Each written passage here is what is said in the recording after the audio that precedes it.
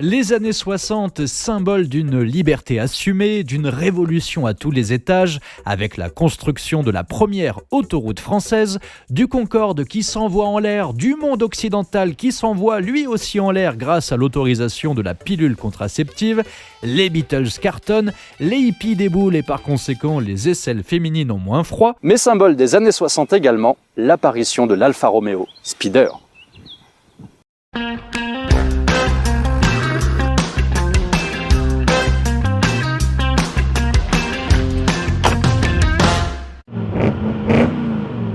Bonjour à tous et bienvenue, vidéo un petit peu particulière aujourd'hui puisque nous avons la chance d'avoir la voiture avec nous dont nous allons parler.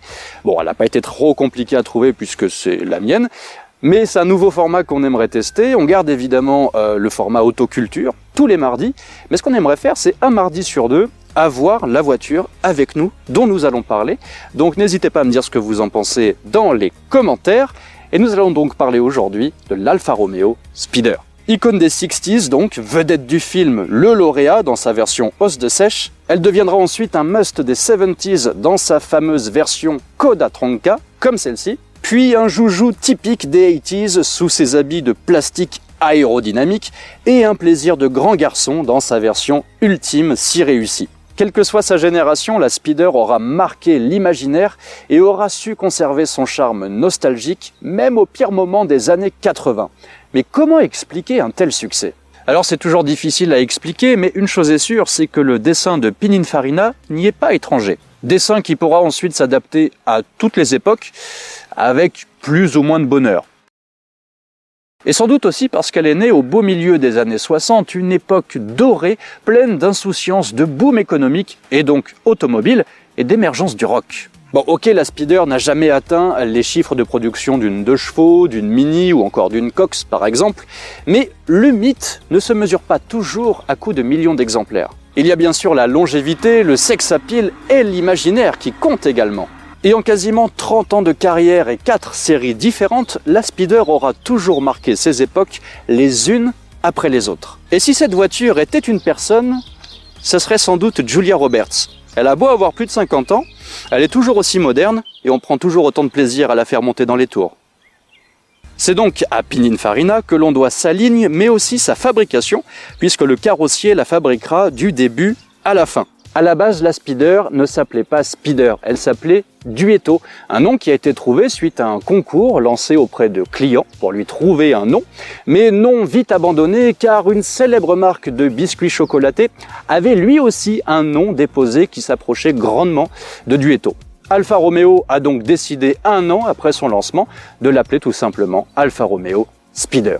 Et d'ailleurs, ça reste entre nous, mais Alfa Romeo, cet été, va lancer le même type de concours pour trouver un nom pour sa nouvelle voiture. Ça reste entre nous, hein. Mais revenons à cette belle Spider, la première série de ce cabriolet 2 places propulsion, disponible à partir de 1966 en 1600 de 109 chevaux, puis à partir de 1967 en 1300 Junior de 89 chevaux et 1750 Veloce de 118 chevaux. Elle offrait un arrière particulier, tout en longueur bombée, qui lui vaudra ce célèbre surnom d'Osio di Seppia, os de sèche en VF.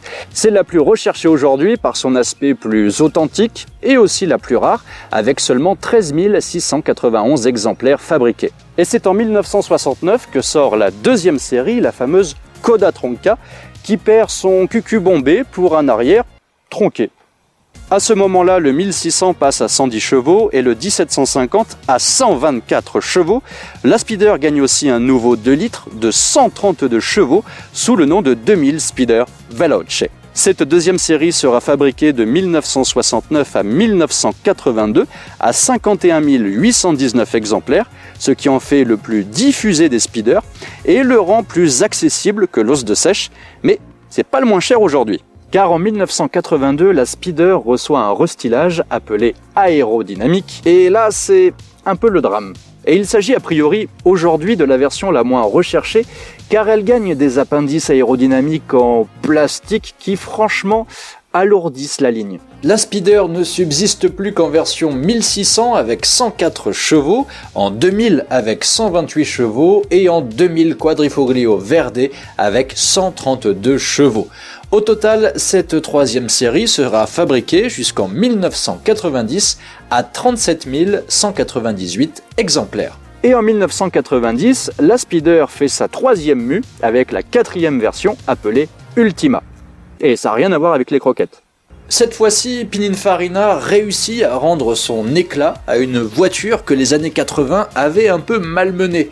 Adieu les plastocs noirs et moches, la qualité réelle ou perçue fait un bond, et grâce à d'habiles retouches, elle redevient tout à fait dans le coup. Mais en ce début des années 90, son temps est compté, car une certaine Fiat Barchetta commence à pointer le bout de son capot. Mais la Speeder distillait encore en ce début des années 90 un parfum de Dolce Vita.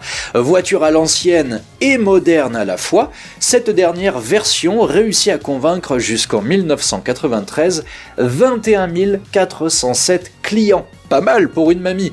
Et cette ultime version proposait deux moteurs seulement, le 1,6 litre de 109 chevaux et le 2 litres de 126 chevaux. Et c'est donc en 1993 que sa fabrication prend fin, après 124 115 exemplaires. Si la cote ne cesse de monter, il reste cependant des bonnes affaires à faire, surtout avec la série 3 qui reste la série la plus boudée par les amateurs, mais qui permet de s'offrir à moindre coût tout le charme d'une Speeder. Comptez aujourd'hui entre 35 000 et 50 000 euros pour une Speeder série 1. Les séries 2, comme celle-ci, commencent à être disponibles à partir de 22 000 euros jusqu'à 35 000 euros. Les séries 3 plastoc se trouvent à partir de 14 000 euros pour l'instant.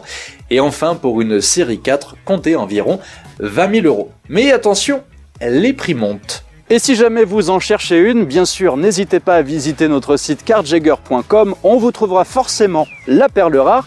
Je vous mets également les liens vers ma chaîne YouTube perso et mon Insta dans la description et dans le premier commentaire épinglé sous la vidéo. Il est temps que la vidéo s'arrête parce que le temps se gâte. En tout cas, n'hésitez pas également à me dire ce que vous avez pensé de ce nouveau format dans les commentaires. Et quant à moi, je vous donne rendez-vous très vite dans la prochaine vidéo. Ciao!